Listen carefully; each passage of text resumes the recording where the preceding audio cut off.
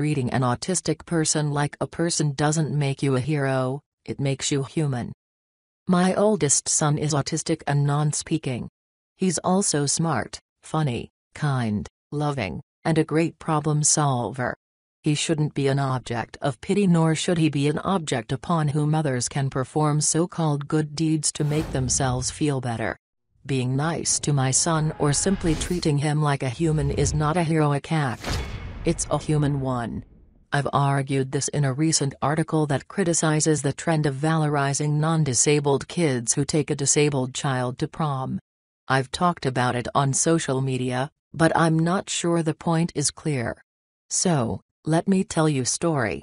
Not long ago, at her mother's urging, a young girl approached my autistic son in the grocery store.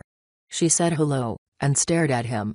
Instead of replying, he ducked his head behind my husband and made a few noises. My husband had gently told the girl that our son was autistic and didn't talk. Satisfied, the girl skipped back to her mother, who didn't give my husband or son a second glance, but who loudly declared, "That was really nice of you," to her daughter. Seems like a simple enough interaction, right? Just one kid saying hello to another and then her mom praising her for the social interaction, right? Not right. Despite how it appears on the surface, this interaction objectified my son and somehow made the neurotypical girl seem like a hero just for being nice to another child her age. And that's not okay. Seeking out my son in this way, saying hello simply in order to practice how to talk to someone with a disability, is not okay. Now, when I told this story on Facebook, I got a lot of pushback from my friends. Didn't I want people to say hello to my son? Shouldn't he be included? People asked. And the answer is simple, yes. Of course I want other kids to acknowledge my son.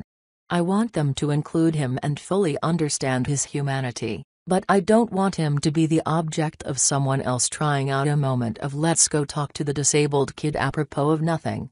He is human. He's got thoughts, feelings, desires, and hopes of his own. And he's not just there to make another child feel like they've accomplished something by being nice to him. So, how could this have been better? Well, for starters, it would have been better if the girl had approached my son without her mother's urging, in the way that kids naturally do.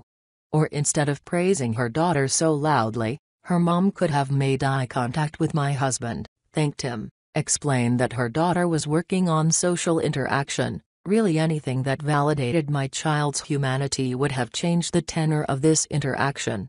Or they could have walked past without seeking out my son as well.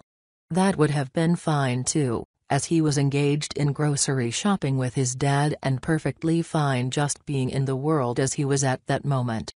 And so that's our story, but it's not a unique one. Again and again and again these narratives of heroic able-bodied people doing something with disabled kids make the news. And what's really lacking in them is the other side.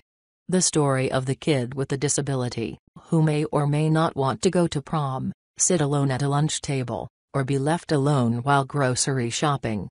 So, what's the takeaway here? Be nice. Teach your children to be nice. Encourage them to be inclusive and respect difference and diversity. Read them stories written by disabled authors and have them listen to the stories of kids who are different than themselves. But in all that also teach them that there are no extra points for being respectful, nice, or kind.